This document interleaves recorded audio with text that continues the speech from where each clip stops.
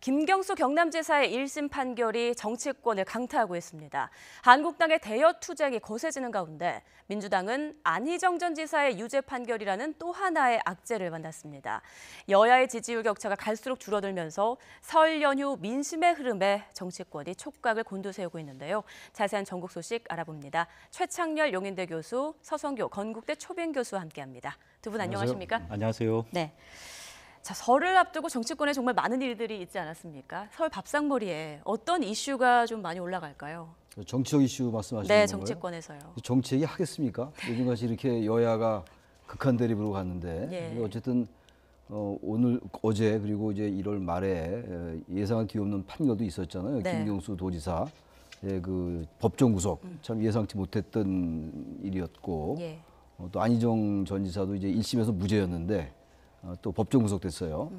그런 것들이 아무래도 이제 설에 많은 이제 화제를 불러일으킬 것 같은데 예. 지금 보면은 여당 야당이 하라는 정치 복원은 안 하고 퇴행적 정치를 복원하고 있어요. 퇴행적 정치를 예, 복원하고 그러니까 있다. 지금 이제 예. 탄핵 이후에 문재인 대통령이 이제 집권을 하고 적폐청산 적폐 수사가 잘 진행돼 왔다고 저는 생각하고 필요하다고 생각합니다. 근데 이 구도가 이 정치 구도가 이렇게 되다 보니까 특히 여당도 이제 상당히 민감하게 반응하고 아무래도 민주당 여권의 지지율이 좀 떨어지고 이러다 보니까 그럴 수 있다고 보는데 그러다 보니까 정치 구도가 한국 정치의 가장 그 구조적인 잘못된 구도인 그 아주 극한적인 대립, 예. 적대적 대결 구도 이런 쪽으로 가다 보면은 저는 결국 민주당이 불리할 수밖에 없다고 생각해요. 그래서 이 부분을 빨리 이 패러다임을 바꿔야 된다. 지금 말씀하셨던 것처럼 이 여야의 격차가 좀 줄어들고 있잖아요. 예. 그래서 한국당이 이 지난 탄핵에 책임 있는 세력이었다라는 인식조차 점점 없어지고 있어요. 그건 역시 굉장히 중요한 거라고 보는데 그리고 거기에 대한 사과 반성 아직도 없어요. 한국당은. 그럼에도 불구하고 이제 구도가 이렇게 잡혀버리니까 여야 공이 양비론으로 갈 수밖에 없는 상황이 됐다. 이런 점에서 현재 이 정치 구도를 빨리 바꿔야 되고 여야가 극한 정쟁으로 치닫는 것을 빨리 이제 바꿔서 국회 빨리 2월 국회 열어야죠. 1월 국회도 못했는데 2월 국회도 안 열려서 하나도 민생 입법 못하면 예. 이 책임은 고스란히 국민이 질 수밖에 없다. 그 말씀부터 드립니다. 자, 일련의 사안들에 대한 그 여야의 모습에 같이 이제 쓴소리를 해주셨는데요. 자, 먼저 김경수 지사 1심 판결에 대한 얘기부터 좀 짚어보겠습니다. 김 지사 유죄 판결 이후에 뭐 대선 불복이다, 재판 불복이다 이런 대선 뭐 프레임이 좀 만들어지고 있는 것 같은데요. 서 교수님께서는 어떻게 보시나요? 아까 교수님께서 말씀하셨다시피 우리 정치가 너무 대립, 갈등 이런 걸로 너무 점철하고 있습니다. 법원의 판결은 일단 수용을 해야 됩니다. 그리고 여당 입장에서는 또 김경수 경남지사 입장에서는 또 항소하고 대법원 판결까지 있기 때문에 이 부분을 법적으로 다투어야 되지 이거를 여당에서 판결을 받아들일 수 없다, 판결 불복이다, 또 적폐 판사다 이런 식으로 인신공격까지 하는 것은 사법부의 독립을 굉장히 침해하는 거라고 볼 수밖에 없습니다. 예. 특히 문재인 정부는 촛불 민심에서 탄생됐다라고 이야기하고 있는데 그런 측면에서 보자면 더욱더 민주주의를 발전시켜야 되는 것 아닙니까? 민주주의의 가장 기본은 상권 분립입니다. 특히 법원의 독립성, 판사의 법률과 양심에 의한 판결을 존중해줘야 되는데 집권하고 있는 여당이 판사의 판결을 수용하지 못하는 것은 굉장히 이율 배반적이라고 보여지고 있고요. 예. 또 김경수 경남지사에 대한 판결은 굉장히 폭발성이 굉장히 큰 이슈라고 보여집니다. 왜냐하면 문재인 정부 탄생 과정에서 댓글로 인한 여론 조작이 있었고 그걸로 인해서 민주당과 문재인 후보가 혜택을 받았다 이렇게 1심에서 판결을 했거든요. 예. 이 문제는 그 대통령 탄생 과정에서 상당 부분 흠결과 하자가 있을 수 있다는 거거든요. 그런 측면에서 이런 부분은 좀 조사를 해봐야 할 필요성이 있고 또 그 김경수 경남지사 사건과 관련해 가지고 청와대의 백원우 또 전 송인배 부속실장 이런 분들이 연루가 돼 있는데 이런 분들에까지 아직 수사가 정확하게 안 이루어져 있거든요. 이런 부분에 대해서도 좀 판결할 그 조사를 할 필요가 더 있고 그 다음에 이제 더 중요한 것은 김경수 경남지사가 어떤 인물이냐 하면 사실은 문재인 대통령 수행단장과 대변을 했지만은 예. 노무현 전 대통령의 마지막 비서관입니다. 그렇기 때문에 이 친문 친노 진영에서는 굉장히 비중 있는 인물이거든요. 그런 측면에서 이번 1심 판결이 유죄로 나서 이런 지금 문재인 정부와 또 친문 친노 진영에 상당한 충격파를 던지고 있기 때문에 청와대도 아직까지 침묵하고 있고 예. 단지 민주당이 나와서 공세적인 방어를 할 수밖에 없는 그런 상황이 아닌가 보여집니다. 네, 말씀 중에 이제 재판장을 겨냥해서 비판하는 행태는 좀 잘못된 것이다 이런 지적해 주셨는데 교수님께서는 어떻게 보셨습니까? 저도 그렇게 생각합니다. 그 재판의 결과에 대해서 저는 얼마든지 비판할 수 있다고 생각해요. 비판하는 것이 불복하는 건 아니거든요.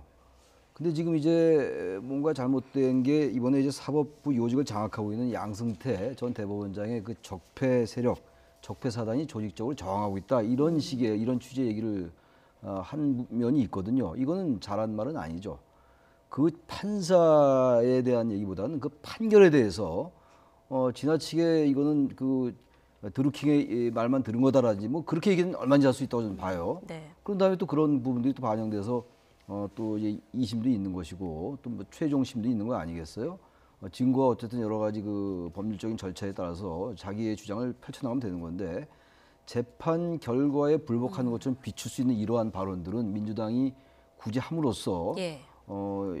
한국당과의 이 정쟁 구도를 만들 필요가 저는 없다고 봐요. 그렇게 된다면 정치 전략적으로 볼 때 전 오히려 민주당이 불리할 수가 있다. 그래서 예. 어쨌든 재판에 대해서 얼마든지 그 비판할 수 있고 여러 가지 또 정황과 여러 가지 그 근거를 가지고 재판 결과 잘못됐다라고 지지층에게 호소할 수 있는 것이고 하더라도 사법부 자체라든지 판사 개인에 대한 압박으로 비출 수 있는 거는 대단히 조심해야 된다. 그래서 이제는 판결이 있은 지가 며칠 지났잖아요.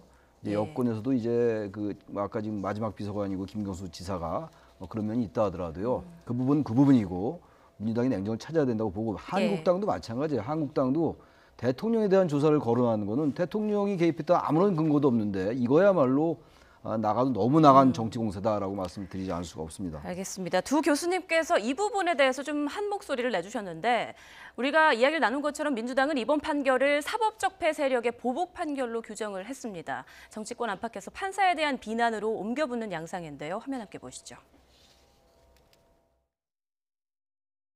성창호 부장판사는 양승태 전 대법원장의 비서실 판사를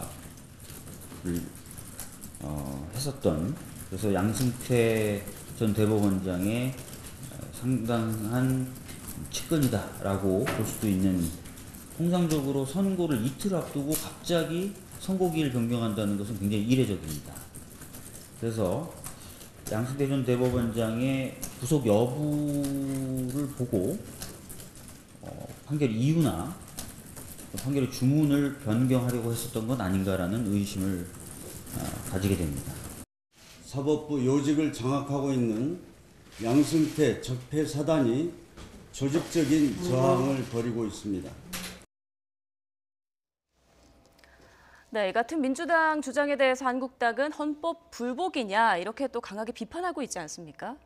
이렇게 이제 양쪽에서 대선 불복 프레임을 씌우려 하고 또 지금 야당에서는 헌법 불복까지 맞습니다. 재판 불복이 아니라 이제 헌법 불복까지 얘기하고 있는 걸 보면은 이 구도 자체를 어쨌든 극한적인 대립으로 끌고 가려 하는 것 같아요. 우리 한국 정치의 가장 잘못된 점이 이 중간지대, 중간 유권자들의 민심이 어떤 것인가를 생각하지 않고 자신들의 지지층만을 의식하는 정치가 아닌가 이런 이제 구도가 많이 있었단 말이죠. 이번 같은 경우가 전형적인 것 같아요. 헌법 불복이라는 것도 제가 아까 말씀드린 것처럼 사법부를 압박하는 것 같은 모양새라든지 아까 지금 홍영표 원내대표의 말은 조직적인 저항이다 이렇게 얘기를 했단 말이에요. 이제 그런 말들에 대해서는 비판할 수도 있어요. 한국당에서. 이걸 가지고 또 바로 헌법 불복 프레임으로 또 연결시키는 것도 과도한 거거든요. 그러다 보니까 이 제일 사실 위험한 게 양비론인데 이번 구도에서는 양비론적 그 관점을 동원하지 않을 수가 없어요. 지금 헌법 불복은 전 많이 나갔다고 생각합니다. 기본적으로. 자, 이렇게 민주당의 악재가 계속되면서 안 좋은 일이 잇따르면서 당 지지율 40%가 무너졌습니다. 정당 지지도 함께 보시죠. 네, 지금 민주당 전주에 비해서 약간 떨어졌습니다, 지지율이. 그리고 한국당은 조금 상승한 모습을 볼 수가 있는데요. 서 교수님, 지금 이 나온 조사가요. 조사 기간이 지난 월요일에서 수요일까지 이제 1,500명 정도에 대해서 대상으로 조사를 한 건데 요인 어떻게 보십니까? 네, 지금 민주당 지지율은 이제 3주째 일단 하락을 하고 있고요. 반대 제1야당인 자유한국당 지지율은 3주째 상승하고 있습니다. 지난 한 주간 동안에 민주당 지지율이 한 약 1% 정도 좀 하락했고요. 자유한국당이 1.8% 정도 좀 상승했습니다. 네. 민주당이 상승한 가장 큰 이유는 이제 김경수 경남지사에 대한 1심 유죄 판결이었고요. 그 이전에 손혜원 민주당 탈당했지만 민주당 의원의 목포 투기 논란, 그다음 서영교 의원의 재판 관여 의혹 이런 것들이 누적적으로 되면서 예. 민주당이 지지율이 40% 이하로 하락하고 있는 반면에 자유한국당은 이제 2월 27일 전당대회를 앞두고 빅3라고 불려지고 있는 황교안, 홍준표, 오세훈 후보가 출마하면서 컨벤션 효과로서 지지율이 상승하고 있다라고 일단 보여지고 있습니다. 예. 민주당은 이제 좀 뼈아픈 게 호남에서 지지율이 많이 떨어지고 있습니다. 그리고 이제 내년 총선에서 결전지라고 보여지는 영남 지방에서 지지율이 상당히 떨어지고 있고 중도층이라고 말하고 있는 40대 지지율도 상당히 떨어지고 있는 상황입니다. 예. 그렇기 때문에 조기에 좀 수습해야 될 그런 측면이 굉장히 강하기 때문에 이번에도 김경수 경남지사 재판권에 대해서 강경하게 대응하는 것도 이런 측면이라고 보여집니다. 예. 네, 최 교수님, 이제 여야가 계속 극한 대치로 가고 있는데요. 계속 이렇게 간다면 정당 지지율 어떻게 변화할 수 있을까요? 그 현재 정당 지지율은 계속 이런 구도로 간다면요. 아까도 제가 말씀드린 바와 같이 예. 민주당이 상대적으로 불리할 수밖에 없어요. 한국당은 사실 이 그 위기를 모면할 만한 특별한 모멘텀이 없었거든요. 그리고 제가 아까 말씀드린 것처럼 탄핵에 대해서 여전히 그 공식적인 그런 어떤 사과를 저는 안 했다고 생각해요. 국민들에 대해서. 근데 구도 자체가 이렇게 정쟁 구도로 이렇게 치닫게 되면은 양대 양쪽의 진영의 지지자들로 갈릴 수밖에 없잖아요. 네. 그것도 이제 아주 그 결집도가 강한 지지자들 이렇게 된다면은 그 탄핵이라든지 과거에 잘못된 것들에 대한 어떤 그러한 것들을 동력을 해가지고 그런 것들에 대한 비판을 동력으로 해서 개혁을 추진해 나가야 될 여권으로서는 상당히 구도가 어려워지죠. 그러니까 저는 이 부분을 여권이 보다 주도적으로 특히 예. 청와대가 대야 전략을 다시 짜서 뭔가 이렇게 이 구도를 좀 바꿀 필요가 있어요. 계속 이렇게 대치 대 대치로 가면 말이죠. 뭐 지금 얘기한 뭐 재판 불복 프레임 대 대선 불복 프레임 이렇게 가면요. 이거 완전히 정쟁으로 가는 거거든요. 이런 구도에서 이런 진영 대결 구도에서는요. 시시비비를 가린다는 것조차도 대단히 어려운 상황이 돼버리고 말아요. 내년 총선 있지 않습니까? 예. 그래서 한국당은 지금 황교안 전 총리가 입당해서 뭔가 새로운 뭐 모멘텀을 찾는 것 같기도 해요. 이렇게 된다면은 지금 특히 이제 김경수 지사의 이 재판 결과를 가지고 너무 민주당이 흥분할 필요 없다. 이심도 있고요. 여러 가지 가지고 증거나 여러 가지 사실 가지고 다투는 거 아니겠어요.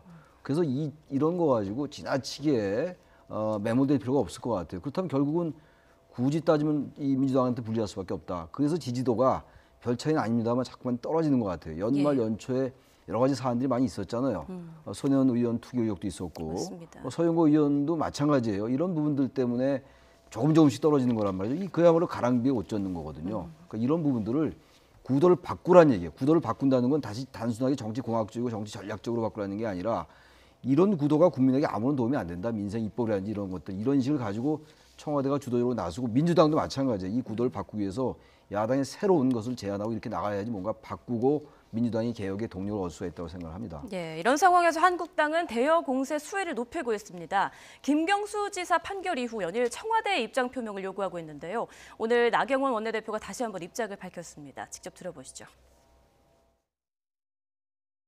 청와대가 지금 김경수 지사 판결이 난 후 오늘이 나흘째죠. 오늘까지 답변이 없습니다. 그래서 이러한 부분에 대해서도 저희가 또 진실을 규명해야 되는 또 하나의 또 저희의 숙제가 생겼습니다.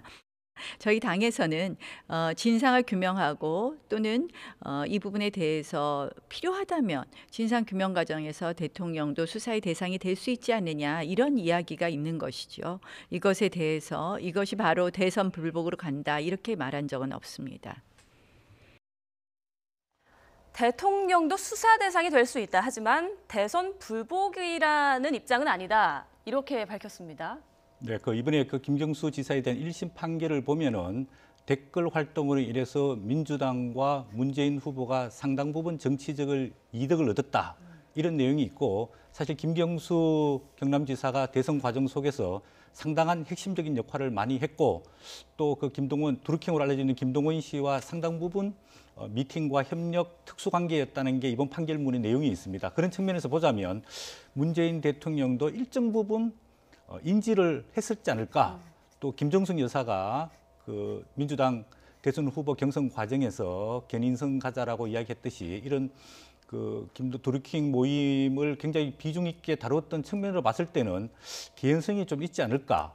그런데 이게 아직까지는 대선의 결과를 좌우할 정도로 중대하고 심대한 하자 요인은 아니다. 이렇게 보여지고 있거든요. 예. 그렇기 때문에 나경원 원내대표 입장에서는 아직까지 그 중대한 내용은 모르지만은 일단은 대통령과 그 김정숙 여사와 관련돼 있기 때문에 일단은 객관적인 사실관계는 밝혀볼 필요가 있지 않을까. 이거는 상당히 타당해 보이고 있습니다. 네. 반면에 아직까지 청와대가 굉장히 곤혹스러운 입장에서 입장 발표를 못 하고 있는데 지금 이제 민주당 내부에서도 법원의 판결을 수용해야 된다 이런 입장이 많고요.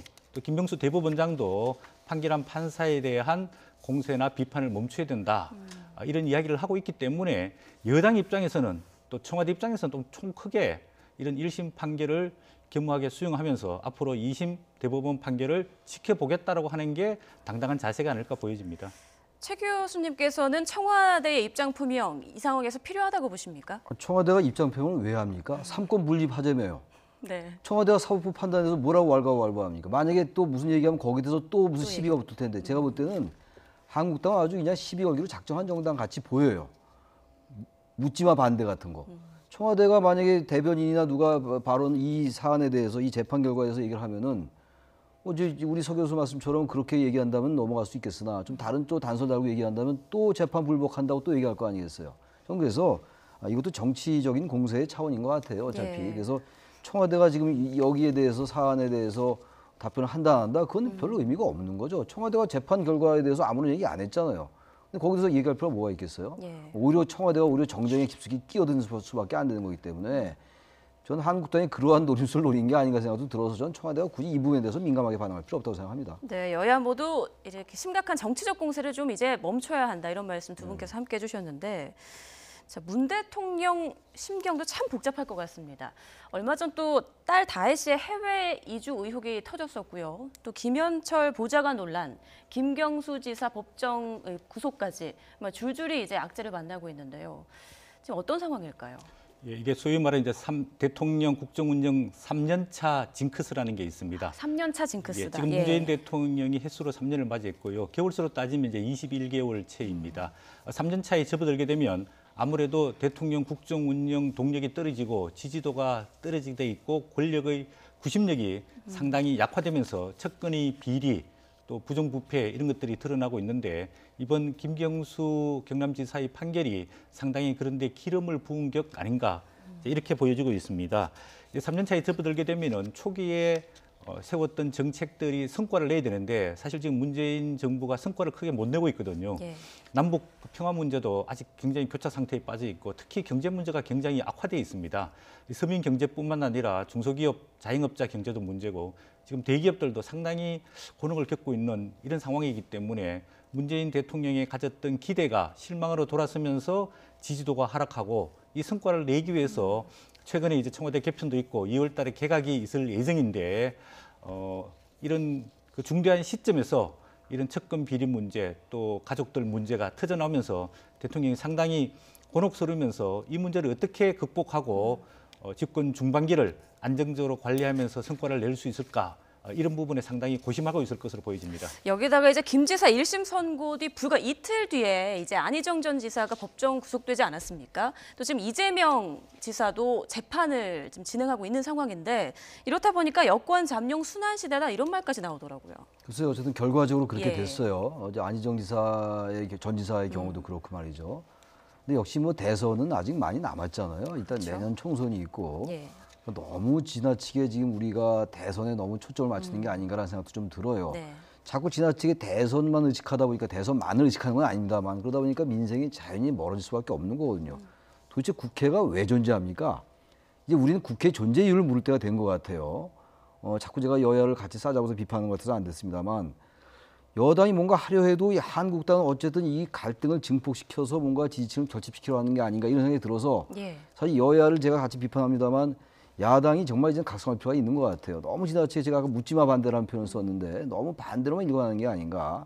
물론 여권도 더 이제 포용하고 협치해야 됩니다만 상대방이 아예 협치할 생각을 안 하는데 어떻게 협치가 또 되겠어요. 그래서 이거는 양쪽이 어쨌든 이 패러다임을 바꿔야 되는 것이고 그래서 어쨌든 간에 개혁의 모멘텀을 살려야 돼요. 경제도 어렵고 모든 게 난조이긴 합니다만 그럴수록 또 한국 사회의 그 불평등 문제라든지 소득 격차의 문제 이런 걸 해결해 나가야 될 거 아니에요. 그래야 오히려 저는 민주당의 지지율이 올 수가 있고 특히 너무 지지층만 의식하지 말아라는 말씀을 좀 드리고 싶어요. 중간층, 중간지대 유권자가 어떻게 생각하는가 그걸 보고 행동을 하고 뭔가 이제 정치적 발언을 한다면은 저는 오히려 정치적으로 이득을 얻을 수가 있을 것 같다는 생각이 듭니다. 최 교수님께서 지적하신 부분이 또 이 부분에도 해당이 되는 것 같은데 한국당이 지금 릴레이 농성, 국회 보이콧을 계속 이어가고 있지 않습니까?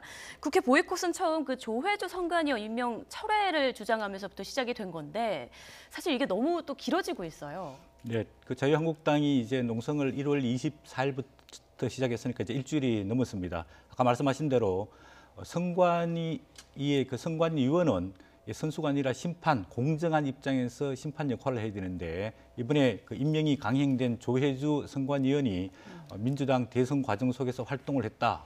그래서 청문회가 보이콧되고 대통령이 임명을 강행해서 이번에 이제 농성이 시작됐습니다. 이 과정 속에서 또 김태호 전 그 감찰관 문제, 그다음에 신재민 또 전 기재부 사무관 문제, 또 손혜원 또 서영교 의원 문제가 터지면서 사실 야당 입장에 봤을 때는 국정의 견제와 균형, 잘못된 부분을 비판하지 않을 수 없는 입장이거든요. 예. 그래서 지금 김태우 전 그 감찰관에 대한 특검을 요구하고 있고 신재민 전 기재부 사무관에 대한 청문회, 또 손혜원 전 민주당 의원에 대한 청문회 이런 것들을 요구하고 있는데 좀 민주당에서 통 크게 이런 부분들 중에서 몇 가지는 양보해서 아까 교수님께서 말씀하신 대로 여야 간에 좀 협치가 이루어질 수 있는 분위기와 기반을 만들어낼 필요가 있지 않을까 보여집니다. 네. 자, 한국당의 경우는요. 자, 미국 출장 때 그 스트릿바를 갔다는 의혹이 일고 있는 그 최교일 의원이 지금 대여 투쟁의 발목을 잡고 있다. 이런 목소리가 나오고 있는데요. 사실 어떻게 보십니까? 이 상황. 근데 그 사안도요. 예. 최교일 의원이 지나치게 다른 쪽의 얘기를 좀 많이 하는 것 같아요. 스트릿바를 갔느냐 안 갔느냐가 일단 쟁점인 거잖아요. 본질이잖아요. 그렇죠. 그리고 또 하나의 본질은 공금을 가지고 국민의 세금인 공금을 가지고 스트릿바를 갔느냐 안 갔느냐가 쟁점인데 맞습니다. 거기 무슨 안민석 의원과 그 제보한 그 가이드가 친하다, 뭐 카카오톡 프로필이에요. 거기 같이 있다는 얘기도 하고 또 무슨 뭐 원래 더 그 좀 더 좋은 뭐라고 표현해야 될지 모르겠는데 그럼 예. 캐나다로 가야 된다 이런 표현도 하고 전혀 이 사안과는 다른 얘기를 자꾸 하고 있어요. 저는 이런 것들도 최교일 의원이 문제 본질을 정확히 모르는 것 같아요. 그리고 의혹을 제기한 가이드가 뭐 민주당 지지자다 이런 얘기도 그러니까 했습니다. 그것도요. 예. 뭐 그게 사실인지 아닌지 모르겠는데 민주당 지지자건 아니건 간에 거기 갔느냐 안 갔느냐가 중요한 거 아니겠어요? 예. 근데 자꾸 이 쟁점을 다른 데로 돌리는 거는 바람직하지 않은 것 같고 이것도 사실 규명해야 될 거 아니에요. 근데 예. 그 방송에 그 제보자가 인터뷰한 걸 보니까 상당히 굉장히 그 정확하게 구체적으로 얘기를 했죠. 해놨더라고요. 아주 그래서 저는 최교일 의원이 지나치게 이 사안을 좀 피해가려고 다른 얘기를 자꾸 끌어들이는 게 아니냐. 요새 말로 뭐 too much information, TMI란 TMI. 말이 있는데 지나치게 많은 다른 정보를 많이 얘기하는 것 같아요.